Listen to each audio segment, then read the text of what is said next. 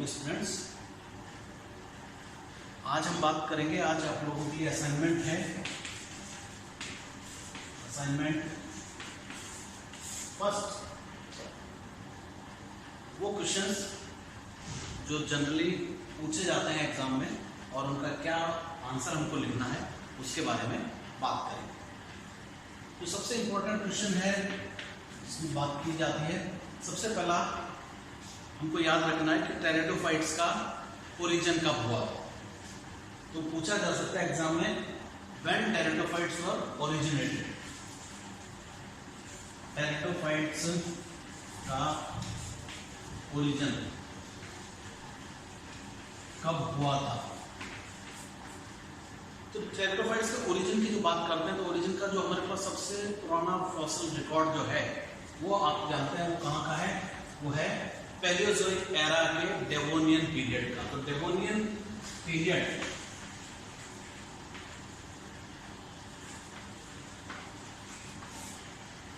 Is known as period जब pteridophytes का origin.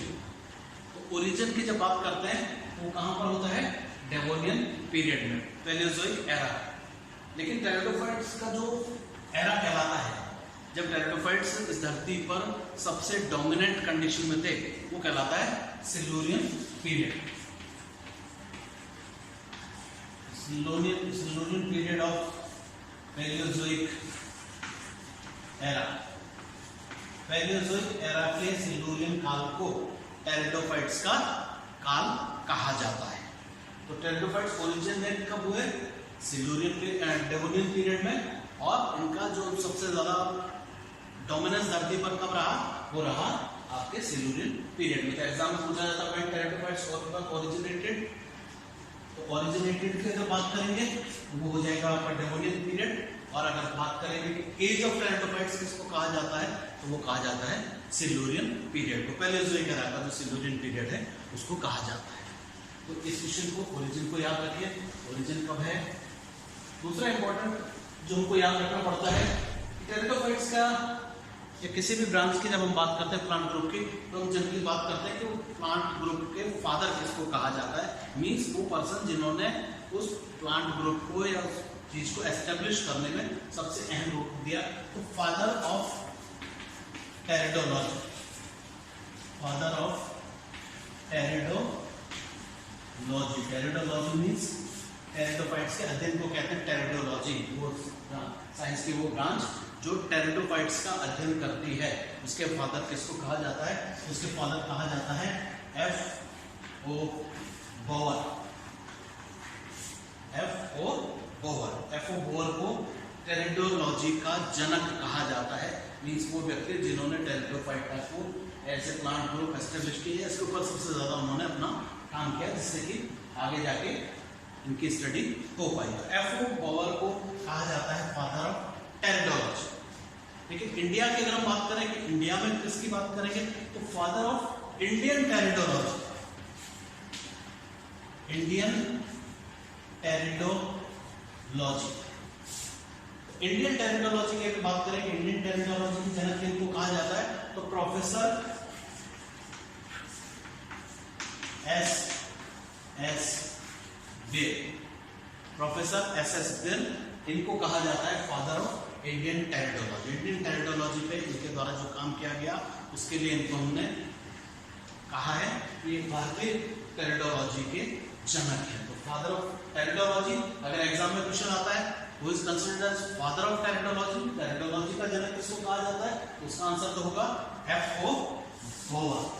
लेकिन अगर बात की जाए कि father of Indian pteridology, Indian pteridology के फादर कौन है, तो आप लिखेंगे प्रोफेसर S.S. बेल। और ये क्वेश्चन पूछा जाता है, जनरली इसके बारे में बात की जाती है, तो इसको भी आप अच्छे से याद कर लेंगे, ताकि वन वर्ड का जो हमारा क्वेश्चन आता है उसमें आप उसको पढ़ेंगे। एक और इम्पॉर्टेंट क्वेश्चन जो पूछा जाता है एग्जाम में और जिसके बारे में हमको पता होना चाहिए, वो है what are vascular cryptogams. What are vascular cryptogams. Cryptogams. देखिए जैसा इसका नाम है वेस्कुलर क्रिप्टोगेम्स, आप जानते हैं वेस्कुलर प्लांट्स कौन से होते हैं? वेस्कुलर प्लांट्स वो होते हैं जिनके अंदर वेस्कुलर टिश्यू प्रेजेंट होता है। वेस्कुलर टिश्यू का मतलब होता है जाइलम और फ्लोएम प्रेजेंट होगा। वेस्कुलर प्लांट्स की जब हम बात करते हैं प्लांट किंगडम में, आप जानते हैं कि जो शुरू के जो 2 ग्रुप हैं एल्गी और ब्रायोफाइटा, वो नॉन वेस्कुलर प्लांट्स हैं, मींस उनके अंदर वेस्कुलर टिश्यू नहीं पाया जाता है।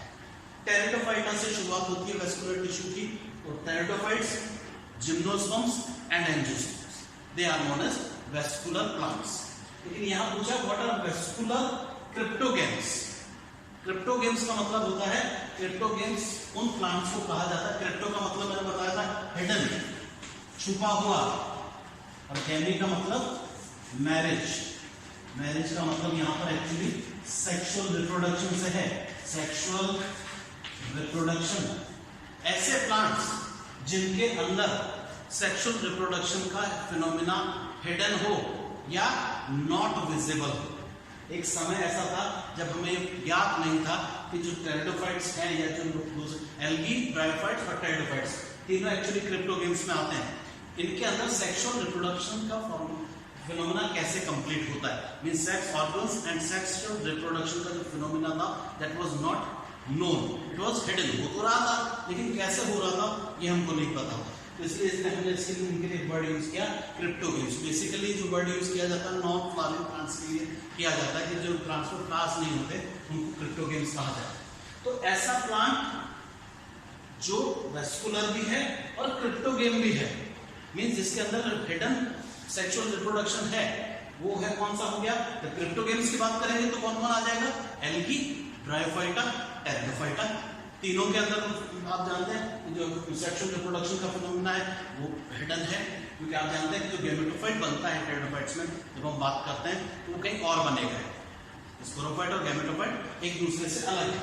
लेकिन वेस्कुलर साथ में वर्ड यूज किया है, वेस्कुलर क्रिप्टोगेम्स, मींस ऐसे क्रिप्टोगेम्स जो वेस्कुलर टिश्यू भी जिसके अंदर पाया जाता है। तो मैंने आपको बताया था वेस्कुलर टिश्यू एल्गी में नहीं है, ब्रायोफाइटा में नहीं है, दोनों में नहीं है, तो दोनों अलग हो गए। तो वेस्कुलर क्रिप्टोगेम क्या हो गया? Pteridophyte. So what are vascular cryptogames? Vascular cryptogames are those plants which have vascular tissue but hidden sexual reproduction, या जो सेक्सुअल रिप्रोडक्शन का फिनोमिना जिनके अंदर ज्ञात नहीं था लेकिन वेस्कुलर टिश्यू प्रेजेंट था, इसलिए इसको कहा जाता है वेस्कुलर क्रिप्टोगेम्स। और ये कौन सा ग्रुप है? ये ग्रुप है टेरिडोफाइट्स, टेरिडोफाइटा। टेरिडोफाइटा का दूसरा कॉमन नेम भी है वेस्कुलर क्रिप्टोगेम्स। देखिए ये वेस्कुलर भी है क्योंकि वेस्कुलर टिश्यू प्रेजेंट है, एल्गी में नहीं है, ब्रायोफाइटा में नहीं है, वो अलग हो गया। इससे क्रिप्टोगेम भी है। क्रिप्टोगेम मींस अब जो जिम्नोस्पर्म्स और एंजियोस्पर्म्स से ध्यान होना, फेनेरोगेम्स मींस फ्लावरिंग प्लांट्स, ऐसे प्लांट्स जिनके अंदर फ्लावर्स का फॉर्मेशन होगा और हमें पता होगा कि सेक्सुअल रिप्रोडक्शन का फिनोमेना कैसे होता है। इट इज नॉट हिडन, लेकिन यहाँ पर चूंकि वो छुपा हुआ है तो हमने इनके लिए वर्ड यूज किया क्रिप्टोगेम। तो what are vascular cryptogams? Vascular cryptogams are plants with hidden sexual reproduction and having vascular tissue. वो कौन सा हो गया? टेरिडोफाइटा। का एग्जाम में आप लिखेंगे इसके बारे में कि वेस्कुलर क्रिप्टोगेम्स कौन से हैं, कौन है, तो वो है pteridophyta and why it is known as vascular cryptogam. एक और इंपॉर्टेंट क्वेश्चन जिसके बारे में हमको बात करनी चाहिए, जिसके बारे में बात करते हैं, एग्जाम में पूछा जाता है, जनरल कैरेक्टर जब मैंने पढ़ाया था एक नया टर्म हमने यूज किया था और वो क्वेश्चन ये था, what are cormophytes? Yeah, what do you mean by cormophyte? Define cormophyte. Define cormophyte.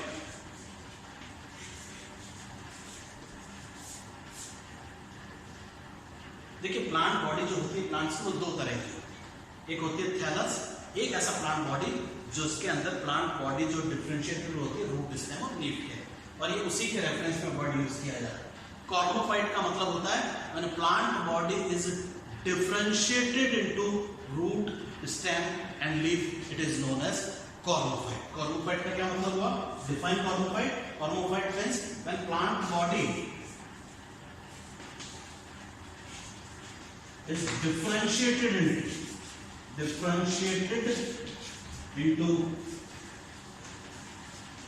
root, stem and leaf, पादप शरीर जड़ तना पत्ती में विभेदित होता है, उस अवस्था को कहा जाता है कॉर्मोफाइट। तो कॉर्मोफाइट कौन हो गए?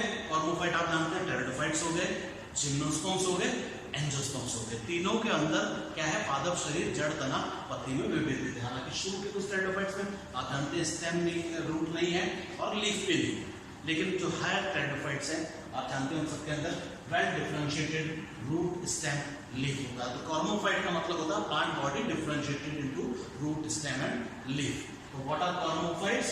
कॉर्मोफाइट्स are the plants having plant body differentiated into root stem and leaf. इसका उल्टा होता है थैलोफाइट। थैलोफाइट आप जानते हैं एल्गी है, ब्रैंकोफाइट है, जो आप दूसरी क्लास में पढ़ेंगे आपको पता पड़ेगा कि वो ऐसी प्लांट बॉडी होती है जिसमें रूट स्टेम लीफ नहीं। तो pteridophytes are known as first cormophytes. Pteridophytes के लिए हमने एक वर्ड यूज किया था फर्स्ट कॉर्मोफाइट, क्योंकि कॉर्मोफाइट की जब मैं बात कर रहा हूं तो वो तो टेरिडोफाइट भी हो गया, जिम्नोस्पर्म भी हो गया, एंजियोस्पर्म भी हो गया, तीनों में डिफरेंशिएशन है। लेकिन फर्स्ट कॉर्मोफाइट, तो एग्जाम में पूछा जाता व्हाट आर कॉर्मोफाइट्स या which plant group is known as first cormophyte. First cormophytes कौन से होंगे? वो होंगे टेरिडोफाइटा। टेरिडोफाइटा का एक और प्रचलित नाम है, they are also known as first cormophytes. Pteridophyta इसका आंसर हो जाएगा, इसको भी आपको याद रखना। तो दोनों तरह से पूछा जा सकता है व्हाट आर कॉर्मोफाइट या डिफाइन कॉर्मोफाइट। कॉर्मोफाइट क्या होता है उसकी परिभाषा दीजिए, या which plant group is known as first cormophyte. तो फर्स्ट कॉर्मोफाइट कौन है? टेरिडोफाइट्स। टेरिडोफाइटा का कुछ और पॉपुलर नेम्स भी हैं जिन नेम से इनको जाना जाता है, तो वो दो चार पॉपुलर नेम्स भी इनको याद रखने हैं। मैंने आपको बताया एक तो वेस्कुलर क्रिप्टोगेम्स कहा जाता है, फर्स्ट कॉर्मोफाइट्स भी कहा जाता है, also known by the name of फंस। इनका जो पॉपुलर नेम है वो है फंस, या इनको बॉटनिकल स्नेक्स भी कहा जाता है। बॉटनिकल स्नेक्स या snacks of the plant kingdom, क्योंकि जो स्टेम होता है वो अंडरग्राउंड होता है, प्रोस्टेट होता है, जमीन के साथ साथ चलता रहता है। आप जब देखते हैं वो जमीन के साथ साथ ग्रो करेगा, राइजोम पार्ट जो है वो ग्रो करता है और उसके ग्रो करने से ये चलता है, उसमें से फिर स्टेम्स निकलती जाती है, इस तरह से लीव्स का फॉर्मेशन होता है। तो जस्ट लाइक स्नेक्स, जैसे प्लांट किंगडम में स्नेक्स होते हैं, उस तरह से ही हमारे बॉटनिकल स्नेक्स कहलाते हैं। तो इनका एक और नाम भी है फर्न्स, और या इनको बॉटनिकल स्नेक्स भी कहा जाता है। तो पॉपुलर नेम्स में जब पूछा जा सकता है what is the another popular name of pteridophytes, तो वेस्कुलर क्रिप्टोगेम्स भी कहा जाता है, फर्स्ट कॉर्मोफाइट्स भी कहा जाता है, फर्न्स भी कहा जाता है, और दूसरा बॉटनिकल स्नेक्स भी कहा जाता है। तो ये जो 4-5 इंपॉर्टेंट क्वेश्चंस हैं, ये हमेशा एग्जाम में इसके बारे में पूछा जाता है। तो इसके बारे में आपको ये सारे क्वेश्चंस याद रखने हैं और इनके आंसर्स इस तरह से देने हैं। इससे और क्या रिलेटेड क्वेश्चंस हैं, क्या होता है, बात करेंगे अगले असाइनमेंट में जब हम दूसरा असाइनमेंट लेंगे।